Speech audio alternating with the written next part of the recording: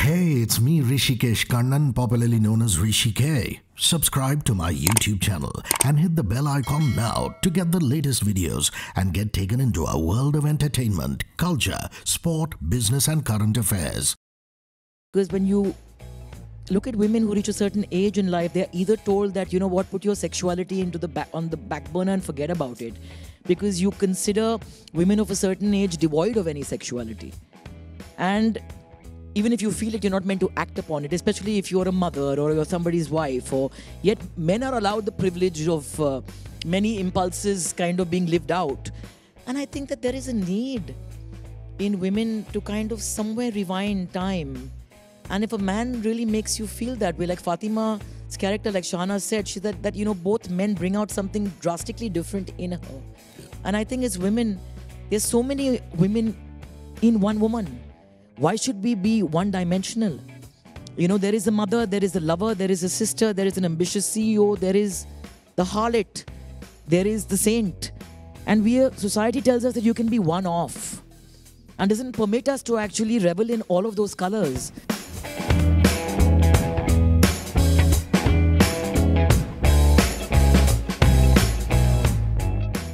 Hello, Begums. Wonderful to see you all. Hi. Can you actually see us? Can you see us? Oh, good. Okay. I can. Or am I also a distant visual? No. We can see you very clearly. Okay. Well, Pooja, I'm just very happy to see you back at the movies or back in a series. Thank you. All of us in the 90s generation, really crushed out on you. It's no secret.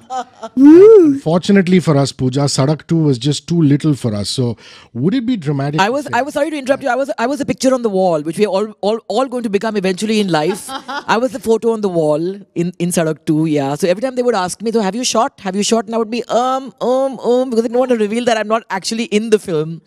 Yeah. Sorry, you were saying. Yeah, I was saying it's so easy to fall in love with you. Look at that wit. But you know, would it be dramatic to say that it's the rebirth of you as an actor, Bombay Begums, and as you were canning more and more scenes, Pooja, were you feeling better and better? Is what I want to know.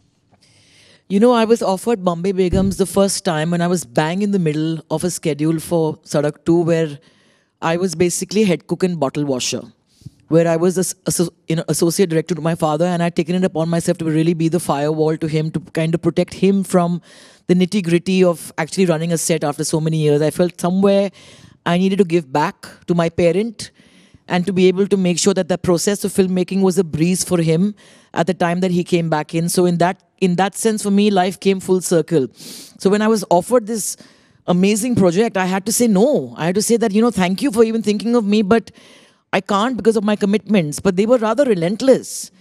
And they came back 3 months later and I said, wow, somebody wants me that badly.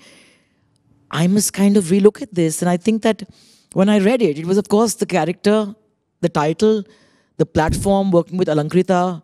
I mean, it was a win-win situation in many ways. And yet Rani was not like me in many ways. And I felt that that's exactly why I needed to do it.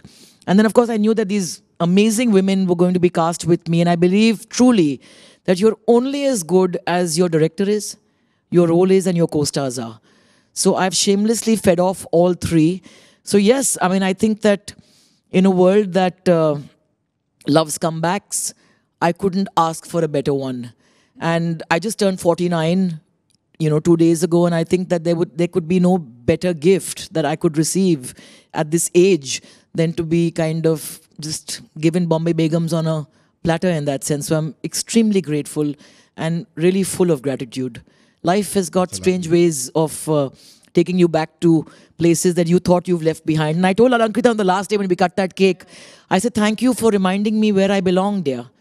I forgot, I mean, I was so involved with filmmaking and had stepped 4 feet behind. So she reminded me where I belonged, and I'm very grateful. Shahana, you and me go back a long way. And even though we don't meet that often, whenever I see you on screen, I just feel immense joy and happiness. And it helps when you do such a great job like you've done here. Fatima Varsi, the character you play, to me is a prime example of the truth shall set you free. I mean, did you feel that in your scenes with Mark Bennington and with Vivek? Because, you had to pitch it differently, right? Your scenes with Mark and your scenes with Vivek, because in a lot of ways, these men are tapping into different aspects of Fatima. Talk about that. That's a very interesting question you asked, because, I always say that Fatima is somebody who is in a weird crossroad in her life where she's just found herself almost plonked in the middle of questioning a lot of things in her life. And it's almost like life is forcing her to question certain things, decisions, ideas about herself. And the way these two relationships play out, I mean, even just visually while watching it, I realized she hardly ever smiles. She only smiles right in the beginning with Arijay, and then you see her smiling with Mark. With Jeff. So you don't see anywhere else any signs of softness or kindness, and that's kind of a reflection of the way she's dealing with herself, which she says in a scene that she's very hard on herself, and it's based on the ideas, of society, of people, of expectations. And expectations, of course, people are designed to have expectations of you, but it's your expectations of yourself that actually become a burden. Because if you couldn't care less, no expectation of anybody else it would be of any consequence.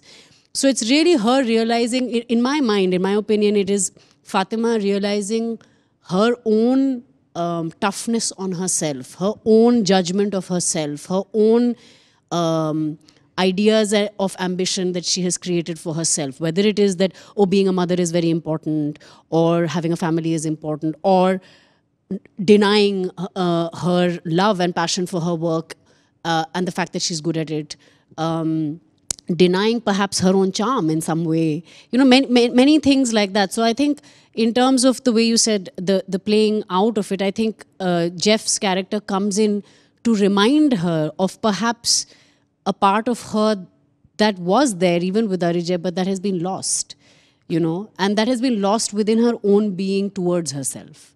So in that sense, I think it was, and I had like great co-actors as well. I mean, like we were saying, it's been very easy to work with. I mean, Vivek Gombar I've worked with before in Suitable Boy, and then again in this. So we have really great chemistry, really great trust and connect, and he's a great co-worker for me. And to be able to play completely different husband-wives in the two shows, it's really thanks to that level of trust and comfort that we have, and his intelligence as an actor. I mean, I think that's also something that really helps me to develop and create that chemistry. So, but it was very interesting for me to be able to,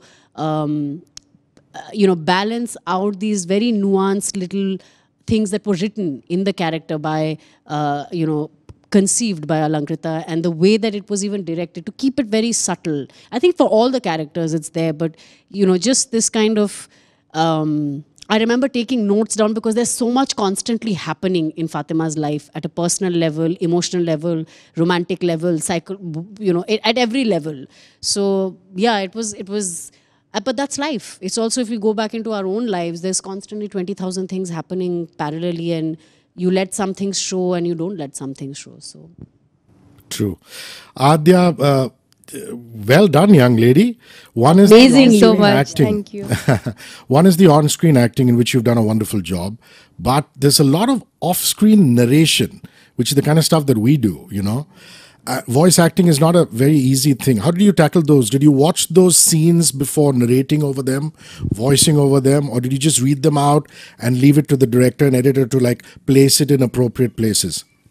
Okay, so I was given a script to read through the lines, and I was told where the lines would be put in what scenes, respectively. And I did go through the scenes as well, and I knew where I had to say what was right, because I had to say my lines according to what the context was, how the scene was, and what the characters are feeling, because what I say is what gives meaning to the events in the series. So when I was doing the voiceover for these scenes, obviously it was hard for me to match up to what they were feeling, but I did try my best to, feel what they were going through as well. So I had to put the same emotion in that and, portray it. So I did my best, and yeah.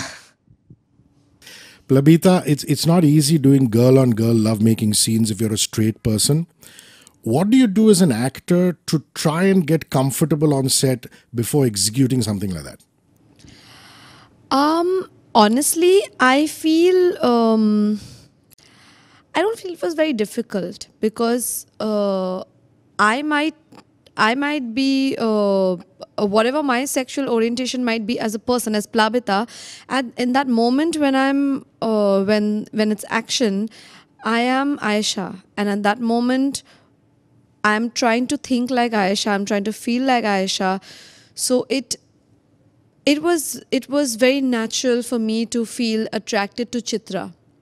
So maybe I'm not attracted to Sanghamitra as Plabita, but as Aisha, I was attracted to Chitra. So I think, and honestly, any love-making scene is difficult, but it is still very easy and smooth when both you and your co-actor are on the same page, and you've maybe talked it through a little bit, and we both also discussed what we're comfortable with, what we're not comfortable with. So I think when I'm in the skin of Aisha, it just comes naturally to me to be attracted to her, and when I'm attracted to her, it's just, yeah, it's easy.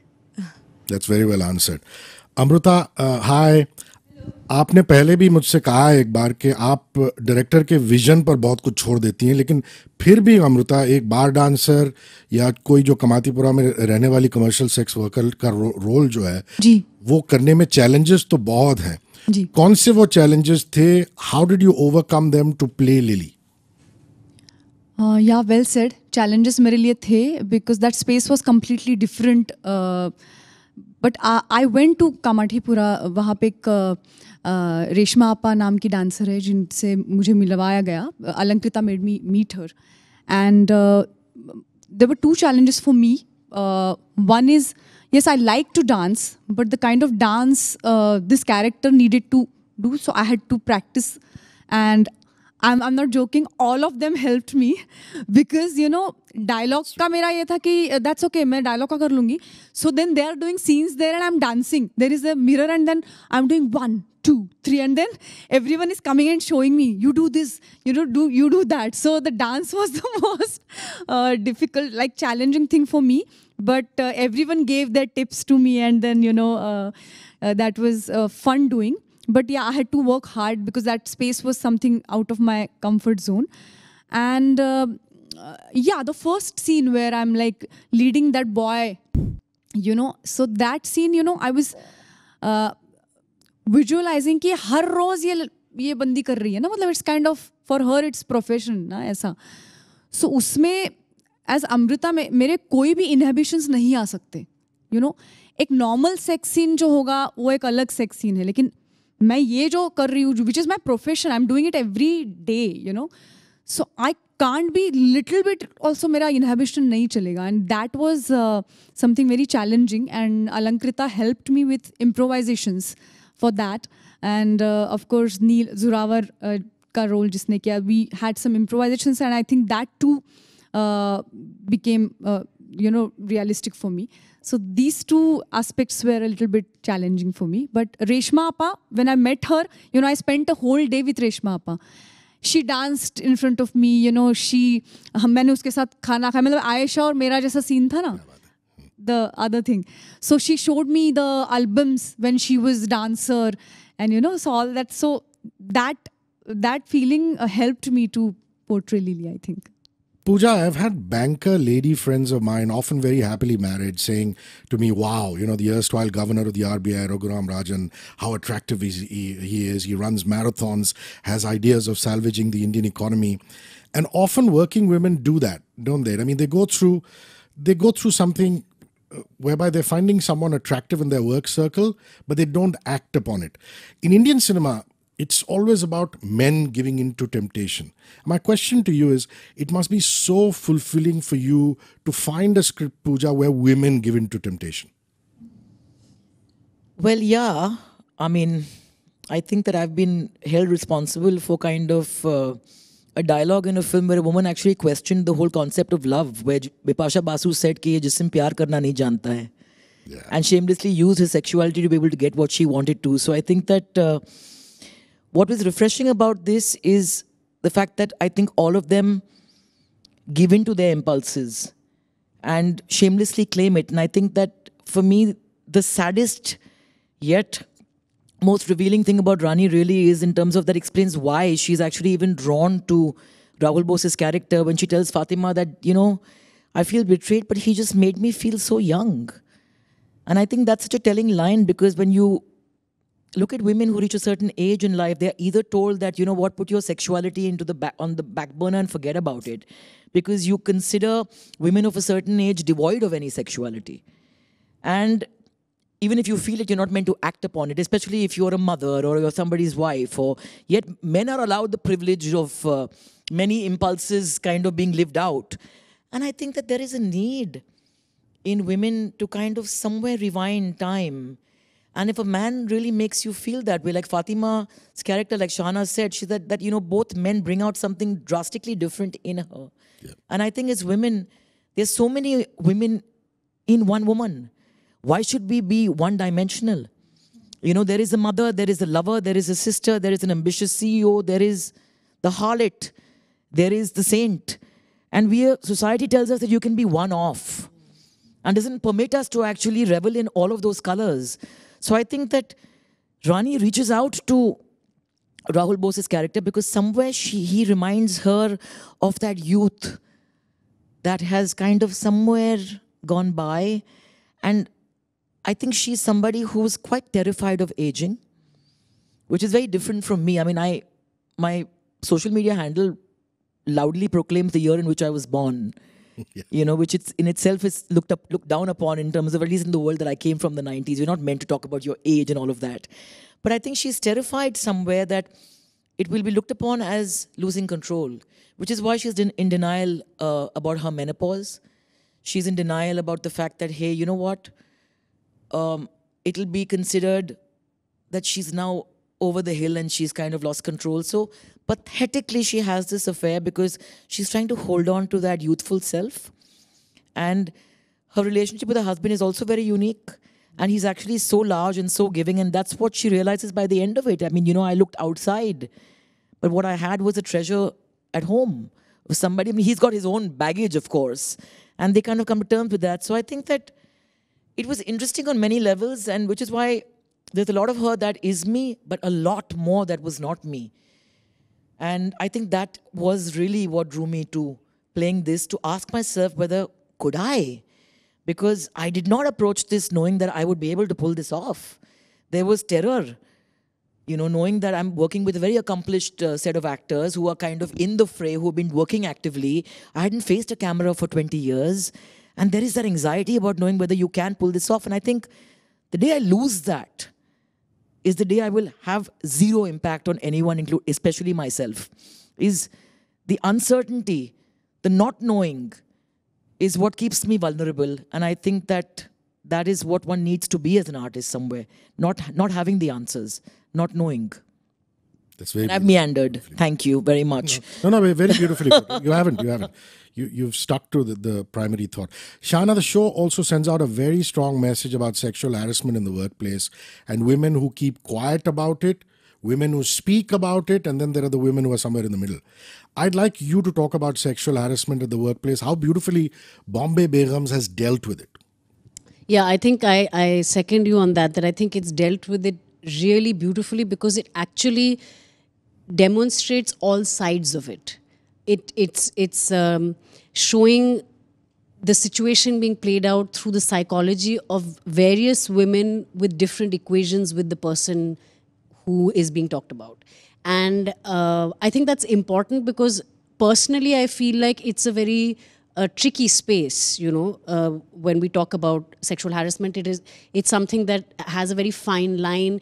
There are situations where, you know, I mean, I personally feel like also just blindly believing a woman is also problematic, or blindly believing anybody. Let's not use gender in this, but blindly believing the victim or alleged victim is also a problem. I think that it's good that there's a lot of conversation around these things, and in that in that context, I feel the way it has been shown in the show is something that is very crucial, because it's not taking a very blatant side. It's showing that things play out in a certain way and everybody comes from their own experience of that human being, of their interaction, and that comes across as the truth to them until something has been proven to be otherwise. So even in the case of Fatima, her interaction with Deepak gives no hint or no sign to her. And that is her level of confidence. And at the same time, like she was saying, there is an obvious way in which a person like Fatima would judge a person like Aisha. She's flimsy, she's flirting. These are all very thin lines. Maybe she is flirting, maybe she is, but that doesn't mean that somebody could not have been at the receiving end of an assault. There is a level to which you say yes, or when Rani tells Aisha that it's okay, just went a little further than you expected. These are all, they're very small, small lines that are there in the show which actually talk about the various levels at which people put blame or take responsibility. Or even the fact that Aisha says, when Fatima asks in the interrogation, did you kiss him back? She acknowledges that she did. Yes, maybe for a few seconds, because I didn't, you know, so it is really confusing, and it's important to have all of that put out there and then continue to see a situation for what it is. And in this situation, you know, it turns out to be that he was in the wrong. It had happened before, and maybe it happened to many other people.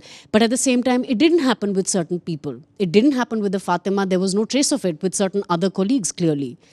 Also, what I really liked is the way it plays out in terms of when you see what actually happened. He's not a typical, and I think Manish has done a beautiful job of playing that character. I second that. I think he's fantastic. It's also written well, but it's also performed beautifully, where he's not your typical villain who's out there being sleazy. Yeah, he's not the typical predator at all. At all. And that is how things also play out. You know, if you see it, there might be many people who would blame Aisha and say, yes, she was out there. Yes, she was looking up to him. Yes, she was fascinated by him. You know, that one, in the beginning, he's not the one who's going in and saying, let me drop you. She comes after him and says, sir, can you drop me? And he's still being kind of distant. It's only when he feels that she's being very forthright and very, you know, he says, oh, I felt your eyes on me the whole evening, which is not untrue, but it's coming from a completely different place. So what I really appreciate in the way that they've handled this issue is that even though the finality of it is that he is a perpetrator, the way in which it plays out has a lot of subtle, nuanced things where it is tricky. One doesn't know, and people are reacting to all those tricky aspects from their own perspectives. True. Aadhya, just curious, do you really draw that beautifully, or was it the art department or production design? And if so, did you check whose artwork was actually on the show? Yeah, so it was Sukriti Kohli's. I had met her and she did a few drawings in front of me. I was actually really fascinated. And those drawings have a deep meaning. So she told me about them as well. And yeah, we had a fun time. Plabita, your character Aisha is actually one of the most likable characters in the series. I mean, she gets along with somebody from Aadhya's age group as well as Amruta's age group. My question to you is, are you naturally an extrovert, or is it just great acting? And as a subset of that, I love your character's relationship with Imad's, you know, that aspect. It starts off as being a little platonic and then it goes somewhere else. So you as a person and, you know, your relationship in the show with Imad's character. So thank you. I think, yes, my character is very friendly, and that is who I am also. I'm a total extrovert, except in scenarios like these when you ask me questions and then I'm like, oh my God, what are the words I should use? What do I say? But yeah, but otherwise, yes, I'm extremely talkative and I'm an extrovert, and I'm always happy and smiling and very happy to meet new people.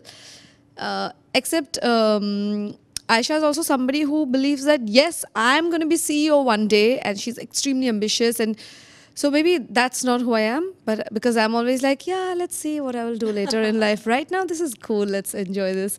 But yeah, I am extremely talkative, and I would like to believe that I am likable as well as Plabita. You are. But yeah, I think Aisha's relationship with Ron, I really liked that track also. It was very cute. And Ron was amazing. He was so sweet. And like we were all talking about how we all need a Ron in our life, in our lives. I second that completely. I mean, he's a darling. Yeah, he's a darling. But yes, and that is one thing that Aisha and I are similar in. But I think Aisha is way more innocent. Like she's just come down fresh from a small town, really aspiring to reach the level where like she really looks up to Rani, wants to be like her, aspires to be Rani someday in the future, very soon in the future for her. So yeah, that is something I really found very sweet and endearing about her. But I must say, because she's so endearing as a character and the way she is, and there's such an innocence to the way that she even talks about that awful experience of hers. The two scenes that were very difficult to actually be part of was the scene where we actually have, are all sitting there like this board in front of her and she's actually talking about what happened. I felt a great deal of discomfort in that scene, because all of us somewhere as characters didn't want her to go through this. All of us were hoping that she would just not make it difficult for us and for life by coming out with this, because we could just brush this under the carpet and move on. And even that scene where I'm feeding her kachoris and I'm trying to manipulate her really into believing that, come on, you're a bright girl, you don't want to mess up your career, was very difficult for me to actually perform as a woman. Because it's a very grey area. And I think that, as women, sometimes it's a cliched line, but it's so true that we end up actually being each other's worst enemies. And what I tell Fatima in the end, that, we are all part of the problem. So those two scenes were actually very difficult to confront as a woman, because saying that, oh God, yeah, what am I doing? This adorable creature in front of me. And you are so not who like looks that. at me with such love and with such awe. And there I am just manipulating that feeling of hers. I think it's even for Rani that is so difficult. And not just for Pooja, but I'm saying for Rani, even for her to say these things, she doesn't want to. But Rani is a victim of in her own head, because she's suppressed her pain and what went wrong with her life, and she believes that if I could suppress it, then so must you. And she believes that this is the way to go. This is what she knows, I feel. Yeah. So it was difficult. It was very difficult for me to play that scene also, the one where I'm actually speaking out, because I remember there were takes when I would just end up crying, because it's just really it was a very traumatizing scene to play out. I can imagine. Guys, I think I have time only for one more question. So, I'm going to keep it a little... No, don't leave us. How sweet. I could go on all day, but then you're on a tight schedule.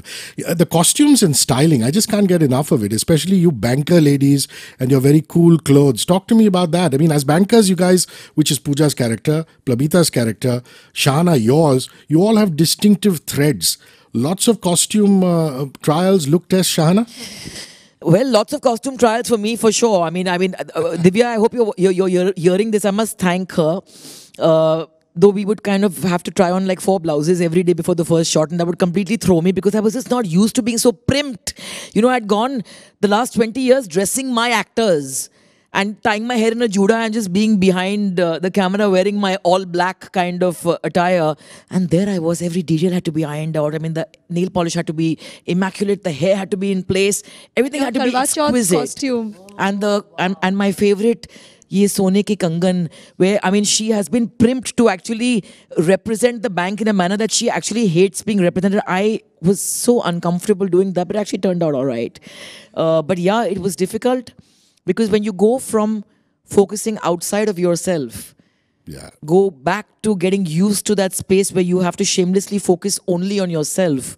For me, as a person, it was a shift and an adjust. But I had a lot of people who were great help, and it was exhausting. Yeah, by the end of the day, I used to kind of, because Rani's always also holding herself so erect in terms of, she's there holding the burden of the world on her shoulders.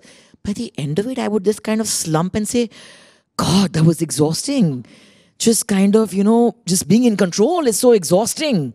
And yeah, I mean, I think that there was a lot that went into that carefully kind of cultivated kind of power look. Yeah. Well, for my costumes, I will be like, what are these colors? Yeah. And all of these will be like very dignified and all those kind of costumes. And I will be like, what are you all wearing and what am I? Not today, Every but time we would be say on set together, and then Lily will walk in with her colored costume. We'll all get so excited. Like, what is this now? It would just be fresh. Lily walking into the bank like that, like with the pink one, but especially. really, guys. But I must say the you know, clothes helped me. I mean, having that look actually. Yeah, they gave- helped me you know, also, of it was course. like really literally, you step into somebody else's skin in that Sure, sense. So that sure. became an armor in a way. And when I look back at my limited career as an actor, I think sari really works for me. The last time I was wearing them was in Zakham. And that again is a body of work that's going to be mentioned in my obituary. And I thanked Alankrita on all of our behalf. I said, when I saw 6 episodes, I said, Alankrita, the fact that the show looks great is a given. But it's true, and you've given us all roles that are going to be mentioned in all of our obituaries. Don't mean to be morbid, but it's true. So I think the sari works well. Maybe I should perhaps, when I go to... No, and really, ladies, I mean, this has got to be my parting thought. I mean, it's just a cool modern day show. I mean, even, Lily going out and trying to find her own identity as a woman. I'm done with Hindi cinema saying Rakhel hai, ye hai, wo hai. I mean, even the aspect that a woman can find her identity by being a mistress for whatever reason is tackled with such great naturality. And, that's great writing, it's great direction, and it's a great performance. Thank you, Begums. Lots of Thank love. you. Thank you so much. Hrishi. So much. The show deserves to be world famous. I mean, all these things about Narcos being a Spanish show, being popular around the world. Bombay Begums should be seen in every corner of this planet. I mean, it's... we love you. I love you. Thank you. Thank you so much. Thank you very much. Thank you. Take care, Papai.